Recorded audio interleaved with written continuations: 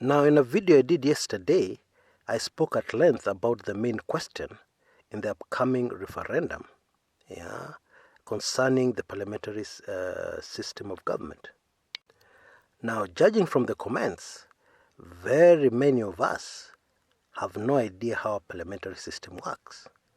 Or if we do, we have no idea how it will help solve a lot of problems that we currently have in Kenya. And so, I've decided to discuss that briefly, without boring you too much, so that we all understand why a parliamentary system is best for the country, according to me. Okay? Now, no system is perfect. We must understand that. There's no such thing as a perfect system. So don't rack your brains looking for a perfect system here on earth. Haitafanyika, it will never happen. Okay? Perfection belongs to the next world. Perfection belongs to heaven, not earth. However, the parliamentary system has a lot of advantages for Kenya as a country, and it will solve a lot of our problems. Okay?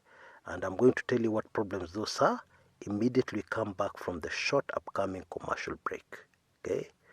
Don't even think of going away.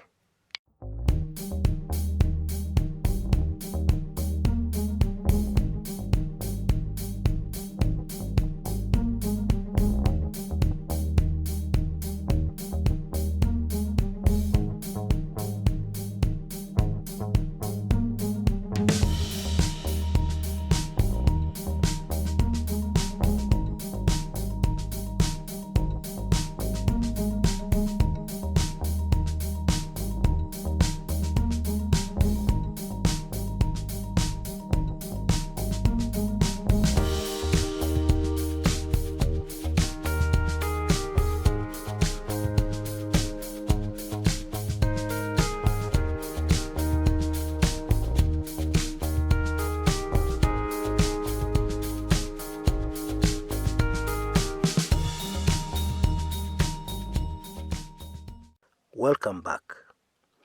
Now, I think the easiest way to enable people to understand what a prime minister exactly is one single statement that shows how different a prime minister is from a president. And it is the following. In most cases, it's possible for a change of government to occur. A prime minister to lose power and another prime minister to be put in his place without an election. That is, of course, impossible, where a presidential system is concerned. In a nutshell, the prime minister is the leader of the party with the majority or the leader of the coalition of parties with the majority in parliament. A prime minister system is actually the most effective way for a political party to push through its agenda. In a country very quickly, legislative agenda that is, because you already have the majority, you just pass the laws and you implement your policies, and the people on the ground observe where it is taking the country, and therefore when the next elections come, they decide whether it's good for them or bad for them, your policies, and if the policies are not doing them any good, they vote you out. Now, even experts tell us that a prime minister system, a system with a prime minister, a premiership system, is the best for a society that is deeply divided, with factions, which have dug in. Why? Because in such cases, there's no way you can get an absolute majority without talking to another side, without talking to another faction. Indeed, it encourages you to talk to every faction and to win them over with the advantages that this legislation you want to pass will have on them and their own people. Okay? And therefore this, theoretically, this would work wonderfully for Kenya, which is a country of tribal politics. But in my view, the biggest advantage as far as Kenya is concerned, the biggest advantage by far, is that it will be very, very hard, almost impossible, to rig elections. Why? Well, glad you asked. Let me explain. Now, with the current presidential system, with the way elections are rigged, is that you stuff votes here, you stuff votes there, because you're controlling state machinery. Yeah? So you have your people in every corner of the country. Okay, so you stuff votes here, stuff votes there, including in opposition strongholds. So essentially what happens is that you can go to a particular constituency, yeah, and you allow that in your rigging of that election, in your rigging of the presidential election, the member of parliament will be elected. He'll be the most popular person on the ground, yeah, belonging to the opposition party.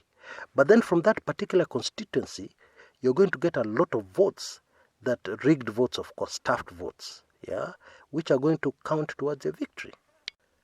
Now, in the case of a system where you have a prime minister, that you can't do that, because the prime minister himself is elected.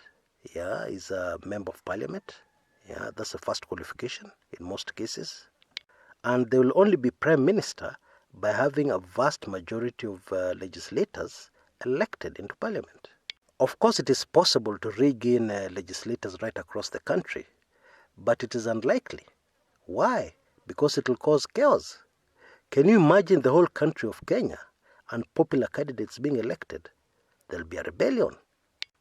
So the long and short of what I'm saying is that a premiership will go a long way towards addressing that monster called electoral fraud. By implementing such a system, we'll take a very giant step towards electoral justice. Now, earlier on I had mentioned that it is possible for there to be a change of government, a change of prime minister without an election. Okay, so let me just quickly explain that further. You're prime minister because you're leader of the coalition of three parties, okay, and you go into parliament and you start doing business. And then one of the members, prominent members of your coalition, pulls out, and they have the numbers. So immediately they pull out, it means that you no longer have a majority, okay? In essence, that coalition does not exist. In another instance, okay, what can happen is that the party can decide to change its leader. Yeah, let's say maybe the party which is ruling is just one party. Yeah, they could decide to change their leader. And in changing their leader, the prime minister will have to change. Now, I know that South Africa has a presidential system, and that's what exactly has happened recently. But the South African system is unique, okay? In most presidential systems, it is not possible for you to have a change of guard without going back to the ballot. Now, let me finish this with some statistics, actually one statistic, yeah, because we're told numbers never lie, yeah. According to experts, after World War II, 2/3, yeah, they did, they analyzed third world countries. 2/3 of them, 2/3 of third world countries that went for a parliamentary system were able to move smoothly into a democracy. Now, 2/3 is a large number, but the next number is even more shocking. Do you know how many countries, third world countries, that implemented a presidential system moved successfully into democracy? Can you guess the number? The number is 0. Yep, no country, no third world country which had a presidential system managed to move successfully into democracy. Now, those are figures that are very, very telling. Are they not? Until next time, this is Kumekucha.